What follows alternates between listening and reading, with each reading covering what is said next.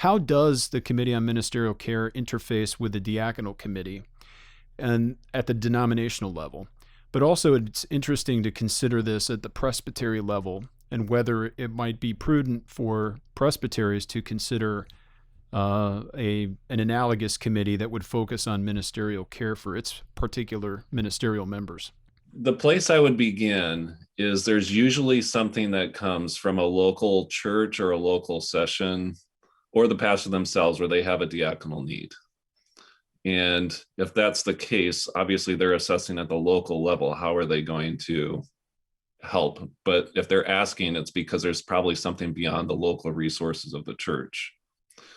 At which point I'm putting that elder or pastor in contact with the Presbytery Diaconal Committee. And it's actually the Presbytery Diaconal Committee that makes the request to our denominational committee. So that Presbytery Committee reviews the situation. They have their own funds typically, so they may be able to fulfill the need. But quite frankly, there's some diaconal needs that are just large and they're beyond what a Presbytery Committee can handle as well. And so it's even, I think, the coolest in a sense when you've got a Presbytery Diaconal Committee contributing to a diaconal need, a local church contributing to that same need, and then our committee at the denominational level can also support that need. We do that in partnership with the other denominational Committee on Diaconal Ministries, CDM. But how that works is essentially they've handed to us saying, if it's a pastoral need, we would like your committee to handle it. But the arrangement we have with them is if there's anything that's tricky or difficult about the case, we essentially consult with them and say, look, based on your diaconal experiences, what are your thoughts on this case?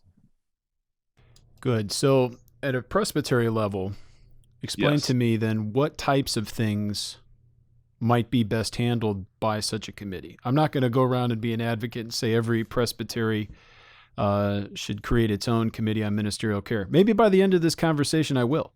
But we've had this conversation before, even on the floor, and I think it's a good conversation because I think it's helpful to have maybe a use case or some examples or illustrations you might be able to provide to see what types of things maybe are being missed.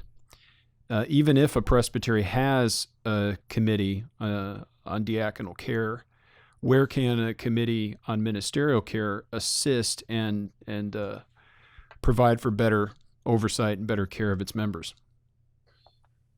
I would say a Presbytery Diaconal Committee, I mean, their focus is on mercy ministry, and that's really important. But what happens when there's not actually a mercy need? Who's watching out for a minister? Who's checking in with ministers? And the way I've put it before is I think that some ministers enter a call or enter a presbytery and they're really well connected. They have lots of friends. If they have a problem, they know who to go to, and that's great. But not every pastor is like that. I think there's a lot of pastors that they don't know as many people. And if they have a problem, they're not sure who they should talk to, or they don't feel comfortable talking to somebody because it's embarrassing for one reason or another. Right. And so to me, the Presbytery Committee, because it's the regional church and in the OPC, that's where ministers have their membership, highlights that even more. It's like, so that's really the body that should be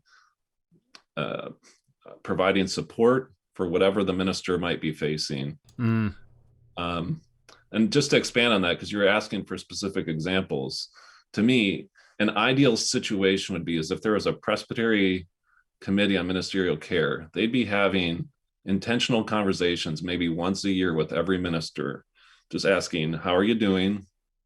How's your family doing? Check in on some of those relational things.